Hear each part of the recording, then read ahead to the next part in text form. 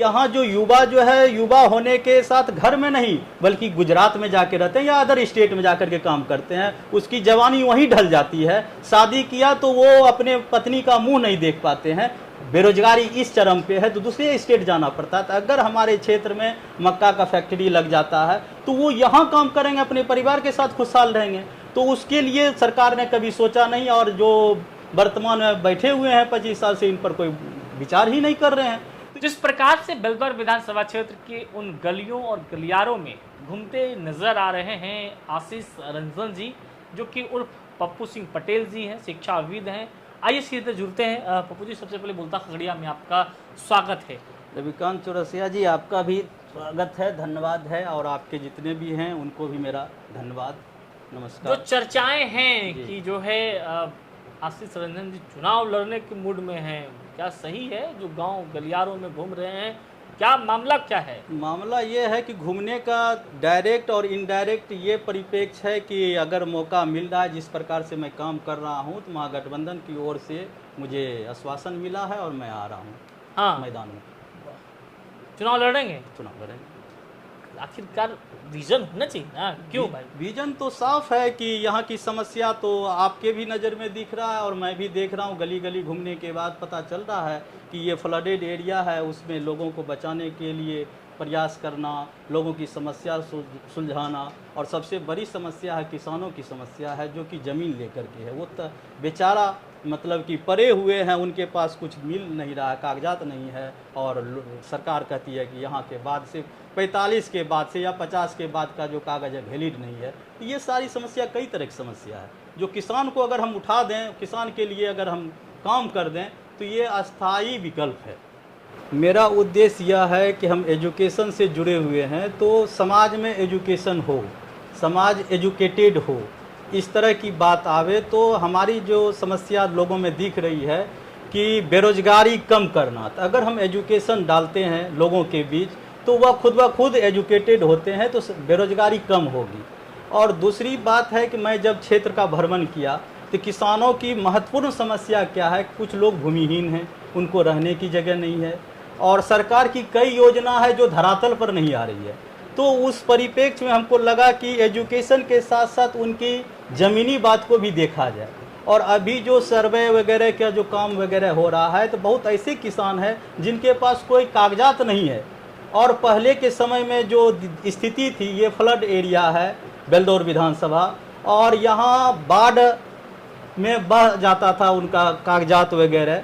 तो इस कंडीशन में सरकार उससे कागजात मांग रही है कि 45 के बाद का जो कागजात है वो वैलिड नहीं है या समथिंग। तो उसके पास कागजात कहाँ से आएगा जब सरकार के पास रखने की सारी इंतजाम है?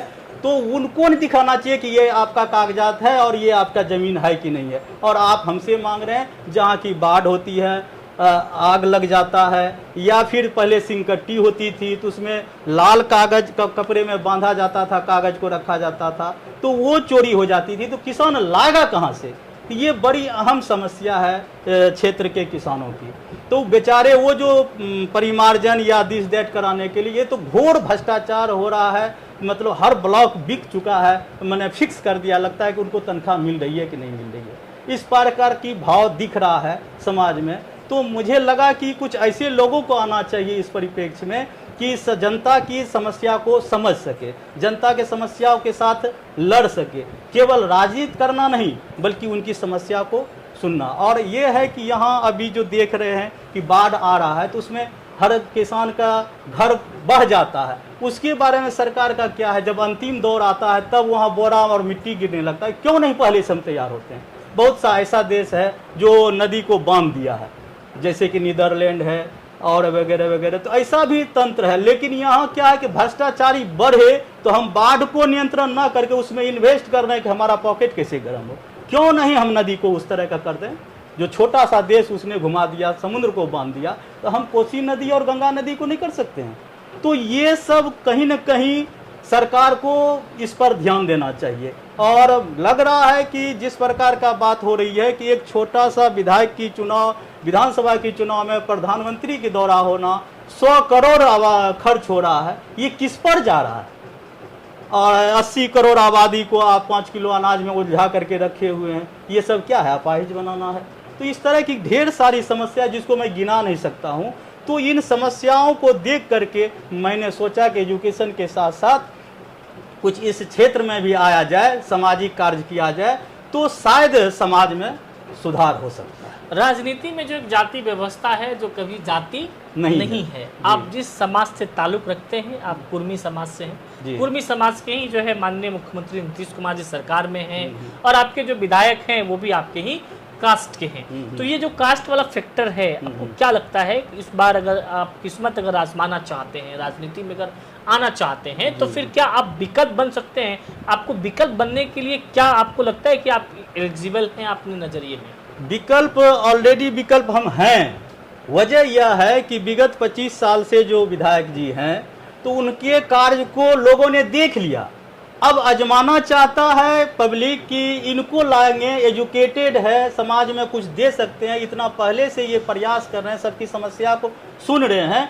तो हमारे जनता के नज़र में ये विकल्प दिख रहा है। और वहाँ नीतीश कुमार नहीं, वहाँ दिख रहा क्षेत्रीय, कि कोई कार्य करने के लिए नीतीश बाबू नहीं आएंगे, क्षेत्रीय प्रतिनिधि आएंगे। तो ये विकल्प के रूप में मुझे देखा जा रहा है। तो इससे लगता है कि हमारा जात जो है हमारे साथ होगा। होगा और हमें विश्वास है कि अगर ऊपर का नेतृत्व